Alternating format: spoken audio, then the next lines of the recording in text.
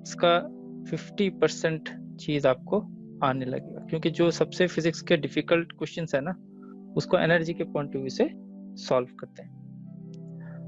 अब आगे बढ़ते हैं। काइनेटिक एनर्जी, पोटेंशियल एनर्जी, नाम आपने सुना है। फील कैसे करें कि हाँ सर यही एनर्जी है?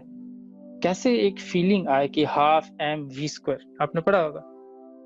कोई भी ऑब्जेक्ट अगर v वेलोसिटी से मूव कर रहा है तो काइनेटिक एनर्जी होता है हाफ एम वी स्क्वायर। कोई भी ऑब्जेक्ट अगर ग्राउंड के h हाइट के ऊपर है तो उसके अंदर पोटेंशियल एनर्जी है mgh। ये टर्म्स आपने देखे होंगे अपने 10th क्लास में। बट आज हम फील करेंगे कि ये जो टर्म्स हैं ये नेचुरली फिजिक्स में आना ही आना था। कैसे आना ही आना था वो मैं आपको फील कराऊंगा, ठीक है। चलो स्टार्ट करते हैं। अच्छा, ये यूनिक रहेगा और आप लोगों को मजा भी आएगा, बुक में नहीं होगा इसका एक्सप्लेनेशन। वैसे हम वही अपना न्यूटन वाला काम करते हैं। एक फ्रिक्शनलेस वो लेता हूँ, स्ट्रीट लेता हूँ जिसके ऊपर मैं ऑब्जेक्ट को स्लाइड करने वाला हूँ। तो मैं फ्रिक्शन के बारे में कोई डिस्कशन नहीं करूंगा एनर्जी चैप्टर में, इसीलिए मैं थोड़ा फ्रिक्शन को अवॉइड कर रहा था। मैं चाहता था कि फ्रिक्शन में बाद में पढ़ूं, बट बुक में आ गया तो मैं सोचा पढ़ाई देता हूँ। तो अब इमेजिन करो यहाँ पे एक ऑब्जेक्ट मैंने रखा, तो इसके ऊपर जो फोर्स दिया किसने दिया? मैंने दिया। तो इसको एफ मी कर देता हूँ। ये मी लिखना बहुत इंपॉर्टेंट है मेरे लिए। फोर्स मैंने दिया। अच्छा, फोर्स मैं कितना दूर तक दूंगा कौन डिसाइड कर रहा है?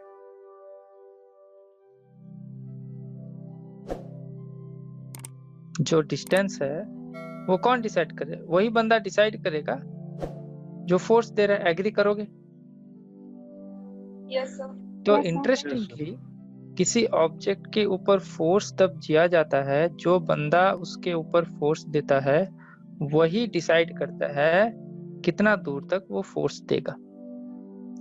इसके अलावा इस पूरे सिचुएशन में कोई ऐसा चीज है क्या जो मुझ पे डिपेंडेंट है?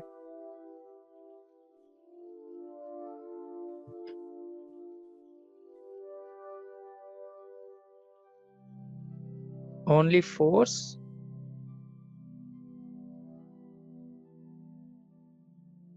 and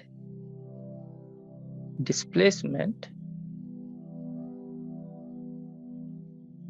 is my decision। इसके अलावा और ऐसा कोई चीज यहाँ पे आपको सीन में नहीं दिख रहा होगा जो मेरे अनुसार है। ये दोनों ही मेरे से बहुत डायरेक्टली और क्लोजली कनेक्टेड है। तो अगर ये दो चीज है, मैं दोनों को मल्टीप्लाई कर दूं, कोई फर्क पड़ता है क्या? फिजिक्स में आप फिजिकल चीजों को, फिजिकल क्वांटिटीज को मल्टीप्लाई कर ही सकते हो, ठीक है। आप बोलोगे हम क्यों मल्टीप्लाई करते हैं, फायदा क्या है मल्टीप्लाई करने का? ये एक इंटरेस्टिंग क्वेश्चन है।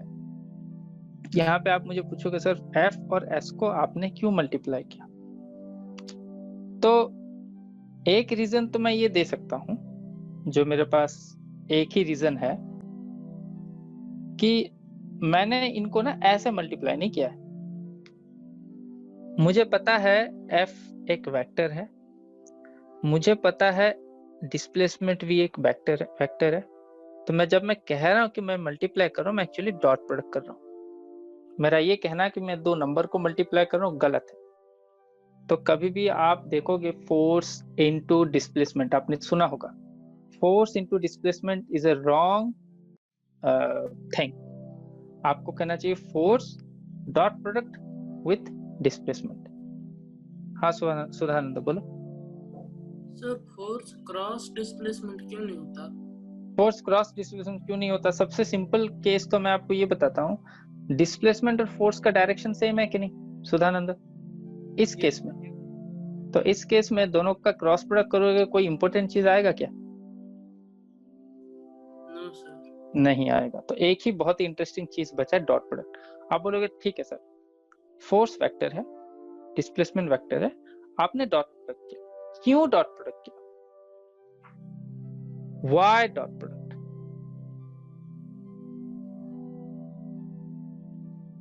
यहाँ पे एक बहुत इंटरेस्टिंग रीजन छुपा हुआ है।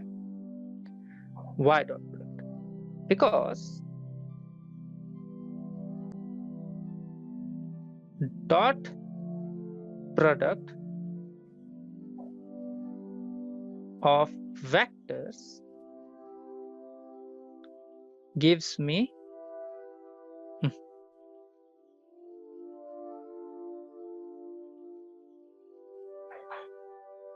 scalar। आप एग्री करोगे? तो यहाँ पे जो मुझे मिलता है वो एक स्केलर है।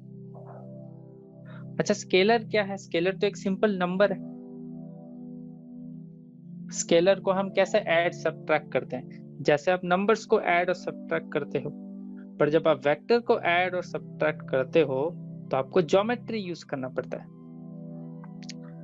तो स्केलर का जो एडिशन और सब्ट्रैक्शन है वो सिंपल नंबर्स की तरह होता है, बट वेक्टर का अगर एडिशन और सब्ट्रैक्शन करने जाओगे तो आपको क्या यूज करना पड़ेगा? ज्योमेट्री।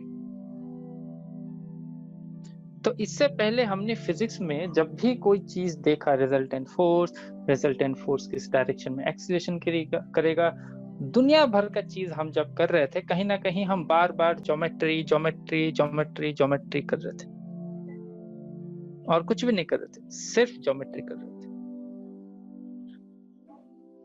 इससे क्या?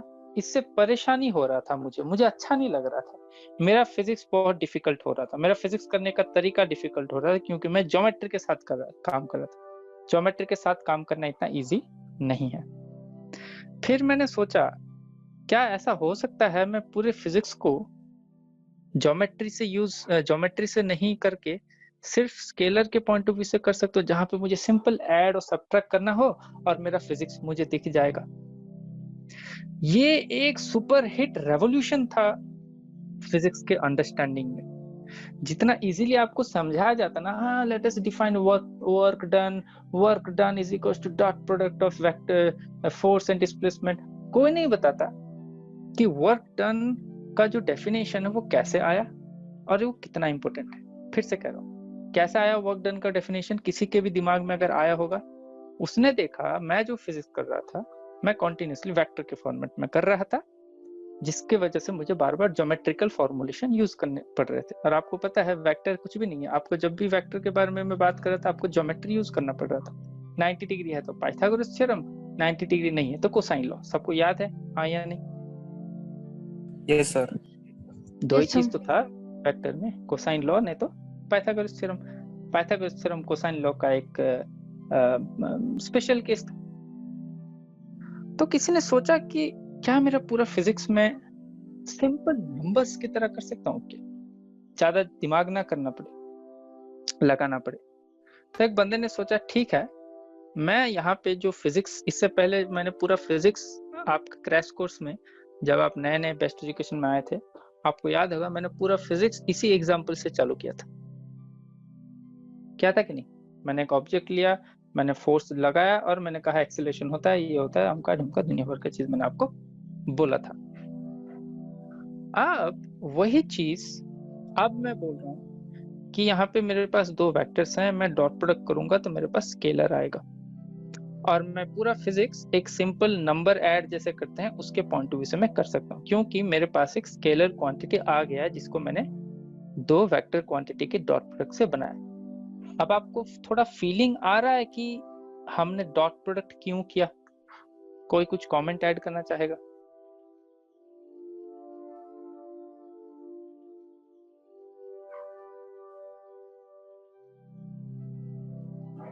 कोई कुछ बोलना चाहेगा? हाँ सर, अगर आप जैसे बोल रहे हो उस हिसाब से तो फिजिक्स बहुत इजी हो जाएगा, क्योंकि अभी हम इसके बाद जो भी फिजिक्स करेंगे अगर इस तरीके से करेंगे, स्केलर को यूज करके करेंगे, तो स्केलर को यूज करके करने का मतलब मुझे फिजिक्स को सिंपल एडिशन और सब्सट्रैक्शन में दिख जाएगा सब। हाँ या नहीं? Yes sir. आपको फील हुआ ना ये वर्क डन का डेफिनेशन कितना इंपॉर्टेंट था और फाड़ू था, किसी बंदे के दिमाग में कितना मस्त चीज आया? एग्री करोगे? Yes sir. ठीक है, बहुत बढ़िया। ठीक है, कहीं पे भी डाउट हो तो पूछना मुझे। ठीक है, स्टोरी यहाँ पे पार्ट 1 खत्म होता है। हाँ सुधानंद बोलो। सर वर्क डन का फिजिकल सिग्निफिकेंस क्या है? वर्क डन का फिजिकल सिग्निफिकेंस एक्चुअली में नहीं है, सच बताऊं तो। वर्क डन मेरे पॉइंट ऑफ व्यू से एक बहुत ही स्ट्रॉन्ग मैथमेटिकल क्वांटिटी है instead of a physical quantity. Energy का जो डेफिनेशन बाद में ये लाते हैं ना, ये एक मैथमेटिकल कंस्ट्रक्ट है। आपको उस मैथमेटिकल कंस्ट्रक्ट को फील कराने के लिए एनर्जी का कॉन्सेप्ट डाल दिए, बट मेरे पास कुछ ऐसे पजल्स हैं जिसको सुन के आपको लगेगा कि कुछ गड़बड़ है। ठीक है, तो आप काइनेटिक एनर्जी, पोटेंशियल एनर्जी, इसको ना मोर एज मैथमेटिक्स ट्रीट करो देन एज फिजिक्स। ठीक है, तो वर्क डन को भी एज ए मैथम, इसीलिए मैंने पूरे वर्क डन का इंट्रोडक्शन में मैंने मोटिवेशन ही मैथमेटिकल दे दिया। सुधानंद देखो, देखे कि नहीं? मेरा Yes. पूरा इंट्रोडक्शन में मैंने वर्क डन का मैथमेटिकल मोटिवेशन दे दिया। मैंने कहा 2 वेक्टर का डॉट प्रोडक्ट करो तो स्केलर आता है, मुझे काम करने में इजी हो जाएगा। मैंने इसके अलावा कोई डेफिनेशन नहीं दिया। ठीक है, तो it is more mathematical in nature, और यहाँ से पूरा आपका फिजिक्स चालू होता है। और ये जो स्केलर क्वांटिटी है, इसको लेके अभी तक का जो फिजिक्स है, जो मैं कर रहा हूँ, जो रिसर्च में यूज हो रहा है, जो हाई-फाई प्रोफेसर्स यूज कर रहे हैं, सब इसी चीज को लेके अभी तक फिजिक्स डिस्कस कर रहे हैं। अब थोड़ा आगे बढ़ते हैं। आपने कहा, आप बोलोगे सर ठीक है, आपने एक स्केलर क्वांटिटी जिसका नाम वर्क डन है आपने डिफाइन कर दिया। वर्क डन के ऊपर मैं कोई वेक्टर नहीं दूंगा क्योंकि वो स्केलर क्वांटिटी है। आपने कहा आप एक ऑब्जेक्ट के ऊपर एक फोर्स अप्लाई कर रहे हो जो कि एक वेक्टर क्वांटिटी है, उसको डॉट प्रोडक्ट कर रहे हो डिस्प्लेसमेंट के साथ जो कि एक वेक्टर क्वांटिटी है। हाँ, एक स्पेशल केस है सर जहां पे आप सीधा फोर्स का जो मैग्नीट्यूड है और डिस्प्लेसमेंट का जो मैग्नीट्यूड है उसको सीधा मल्टीप्लाई कर सकते हो, क्योंकि आपका जो ऊपर के केस में दोनों के बीच में एंगल 0 डिग्री है। तो यहाँ पे मेरे 1 डायमेंशनल सिचुएशन में जो मैं यूज किया हूँ, वहां पे जो वर्क डन का डेफिनेशन है वो और भी सिंपल हो जाता है। मुझे सिर्फ जो फोर्स में दे रहा हूँ उसको सीधा सीधा मल्टीप्लाई करना है डिस्प्लेसमेंट के साथ, क्योंकि डॉट प्रोडक्ट ट्रिवियली यहाँ पे आ जा रहा है। सब एग्री करोगे? यस। अच्छा, वर्क डन कौन कर रहा है?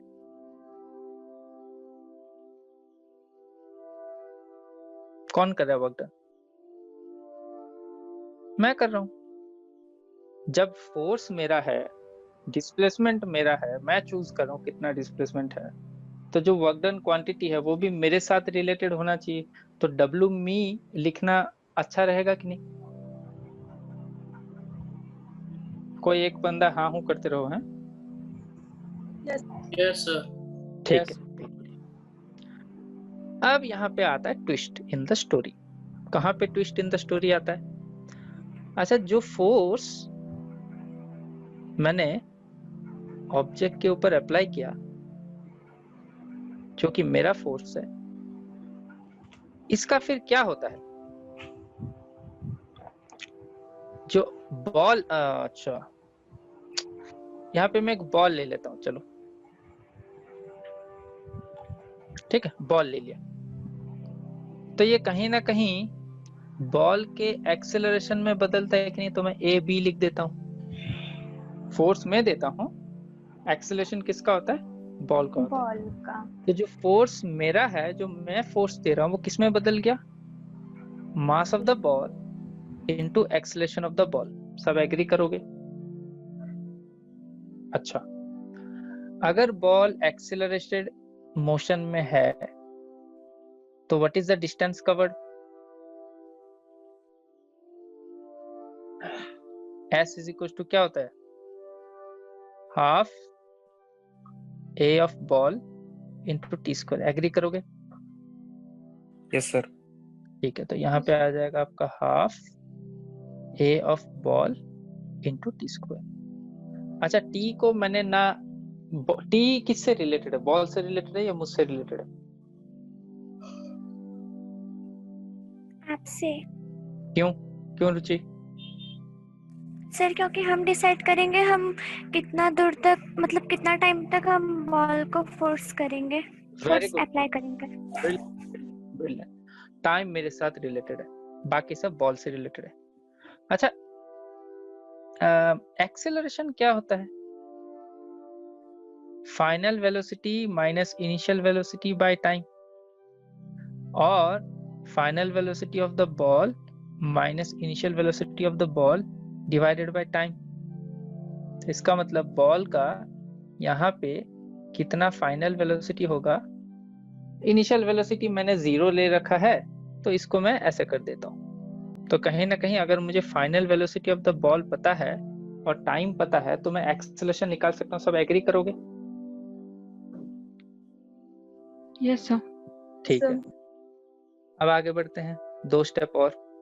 दैट इक्वल्स, ये बन गया mass of ball, by half को इधर ले आओ, टी स्क्वायर को इधर ले आओ। 2 एक्सेलरेशन है तो इसको मैं VB square by T square लिख सकता हूँ।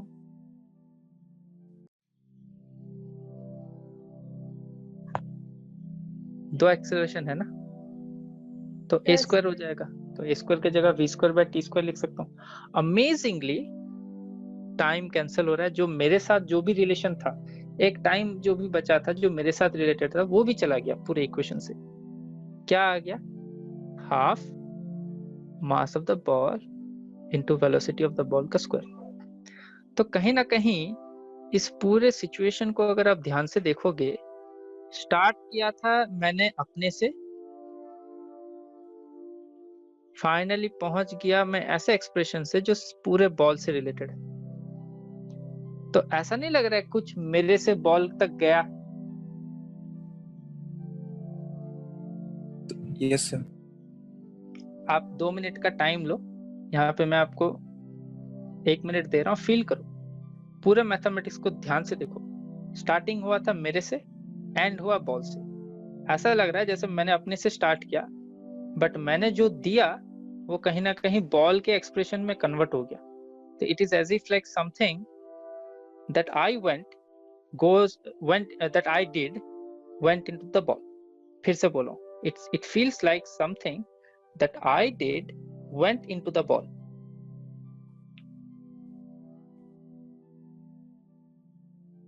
थोड़ा सा टाइम लो।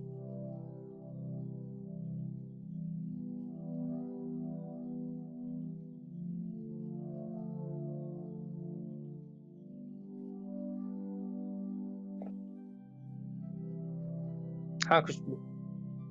सर, यहाँ पे जो ये टी स्क्वायर कट गया, उसका फीलिंग नहीं हुआ, उसका मतलब क्या होगा, एक बार बता दीजिए ना। टाइम जो एक ऐसा क्वांटिटी था जो मुझसे रिलेटेड था, फाइनली वो भी कट गया मैथमेटिकली, क्योंकि एक्सेलरेशन के नीचे टाइम आता है और एक्सेलरेशन का 2 टर्म है, AB इंटू AB, तो मल्टीप्लाई होके AB स्क्वायर हो जाएगा। तो AB square is VB square by T square. नीचे टी स्क्वायर आ जाता है 2 एक्सेलरेशन की वजह से, ऊपर एक टी स्क्वायर पहले से था, कैंसिल हो गया बस मैथमेटिकली। तो उसका वो बॉल पे क्या, बॉल के ऊपर हमारा टाइम नहीं रहेगा कुछ भी? बॉल के ऊपर कोई रिलेशन नहीं है। अब जो फाइनल एक्सप्रेशन है वो सिर्फ बॉल का एक्सप्रेशन है। यस। इनिशियल एक्सप्रेशन देखो, फाइनल एक्सप्रेशन देखो। तो समथिंग, हाँ शाश्वत। सर मतलब जब बॉल हमारे कांटेक्ट, मतलब हमारे हाथ के कांटेक्ट में था, तब तक हम लोग उस पे फोर्स या फिर जो भी डाल रहे थे, लेकिन जब बॉल हमारे हाथ के कांटेक्ट से छूट गया तब वो अपना मास और अपना खुद का वेलोसिटी जनरेट करता है। जनरेट नहीं करता, वो हर टाइम के लिए ट्रू है।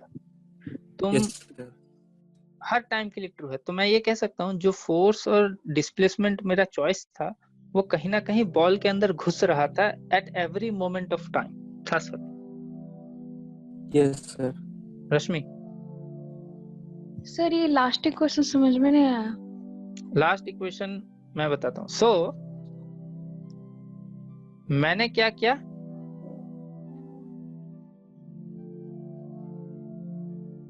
सो आई डिड वर्क,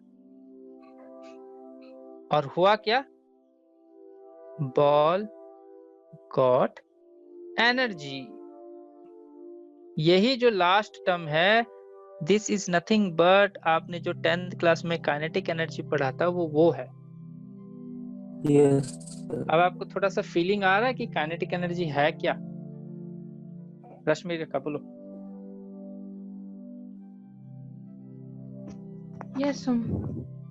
थोड़ा सा फीलिंग में आ रहा है कि kinetic Yes, energy of sir. Ball is something that the ball has gained because I did work. मैंने काम किया, इसी वजह से बॉल को एनर्जी मिला। ये कहीं ना कहीं इससे रिलेटेड है कि जब मैं फोर्स देता हूं at the end of the day ball को मोमेंटम मिलता है। अगर आप मोमेंटम का डेफिनेशन देखोगे वो मास ऑफ द बॉल और वेलोसिटी ऑफ द बॉल पे डिपेंड करेगा। तो मोमेंटम भी देखा जाए तो प्योरली किसका है? फोर्स मैं देता हूं, मोमेंटम होता है प्योरली बॉल का। तो जब मैंने ये डिसाइड किया कि मुझे पूरे फिजिक्स को स्केलर के पॉइंट ऑफ व्यू से समझना है, मैंने इसके पॉइंट ऑफ व्यू से क्यों नहीं समझा? क्योंकि जब मैंने इसके पॉइंट ऑफ व्यू से समझना चाहा, दोनों तरफ मेरे पास वेक्टर आ गए। लो, तो अगर मैं पूरे फिजिक्स को फोर्स के अनुसार से समझना चाहता हूं, ठीक है, तो मोमेंटम आ ही जाएगा और दोनों वेक्टर हैं, तो मैं बचता नहीं हूं ज्योमेट्री से। पर जैसे ही मैंने ज्योमेट्री को अवॉइड करने के लिए एक डेफिनेशन गढ़ा जो कि एक स्केलर है, वर्क डन है, मैं पूरा फिजिक्स स्केलर क्वांटिटी से करना चाहता हूँ, इमीडिएटली एक और टर्म आ जाता है काइनेटिक एनर्जी। तो जैसे फोर्स के साथ मोमेंटम रिलेटेड है और दोनों वेक्टर हैं, the moment I define work done, एक और टर्म आ जाता है जो वर्क डन से रिलेटेड है एंड उसको मैंने एनर्जी का नाम दे दिया। Of course kinetic energy is scalar quantity, अगर आपको दिख रहा होगा प्योरली स्केलर क्वांटिटी, कहीं वेक्टर वेक्टर का कोई सिंबल नहीं है। 2 मिनट लो और इसको फील करने का कोशिश करो कि क्या हुआ। Very important. बहुत लोग समझते नहीं इस पॉइंट को, रट्टा मार के आगे निकल लेते हैं।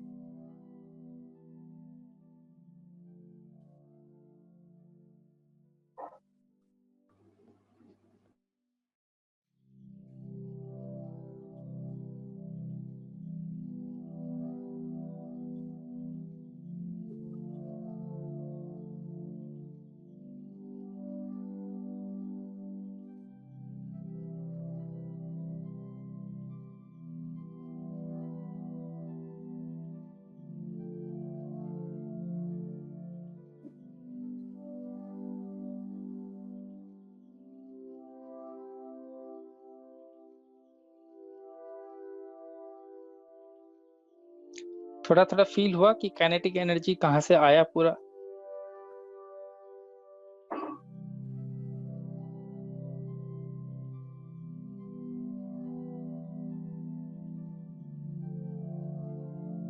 ठीक है, चलो। तो यहाँ से आपका काइनेटिक एनर्जी का ओरिजिनेट हुआ। So kinetic energy is a scalar quantity जिससे मैं पूरा मैथमेटिक्स, जिससे मैं अपना पूरा फिजिक्स करना चाहूंगा। कितना इजी है मैं आपको धीरे धीरे जैसे हम अप्लाई करेंगे वैसे वैसे समझेंगे। बट और भी थोड़ा सा मैं अच्छे से इसको लिख दूं, और उसका एक नाम है वर्क एनर्जी थ्योरम। जैसे आपका फोर्स मोमेंटम थ्योरम एक है, वैसे वर्क एनर्जी थ्योरम है। अगर बॉल का इनिशियल वेलोसिटी होता, जो कि हमने इग्नोर किया, और फिर मैंने यहाँ पे फोर्स दिया होता, तो मेरा जो फोर्स है वो क्या करता, बॉल का जो इनिशियल वेलोसिटी है उसको बढ़ाता और एक फाइनल वेलोसिटी जनरेट करता है। तो मेरे फोर्स ने क्या काम किया, वेलोसिटी को चेंज करने का काम किया।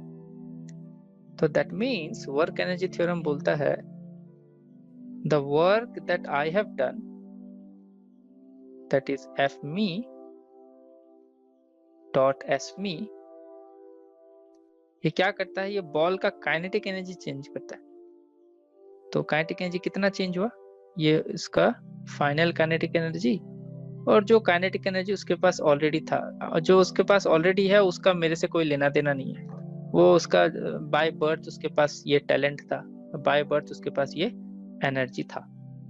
मेरे फोर्स ने क्या किया, इस एनर्जी को बढ़ा के थोड़ा सा हायर एनर्जी क्रिएट किया जो कि हाफ एम वी स्क्वायर है। तो जो भी मैंने काम किया, जो भी मैंने वर्क डन किया, it only is responsible for change in kinetic energy. तो ये आपका वर्क एनर्जी थ्योरम है जो आपने शायद 10th क्लास में पढ़ा होगा। ठीक है, आगे बढ़े। आप बोलोगे ठीक है सर, समझ में तो आया कि एनर्जी का ओरिजिनेट कैसे हुआ, बट ये तो काइनेटिक एनर्जी है। फिर इस पूरे स्टोरी में पोटेंशियल एनर्जी कैसे घुसता है, एग्री करोगे सर? यहाँ पे तो मुझे कहीं दिख नहीं रहा है mgh वाला एक्सप्रेशन। ठीक है, 2 मिनट के लिए आप खुद सोचो, पोटेंशियल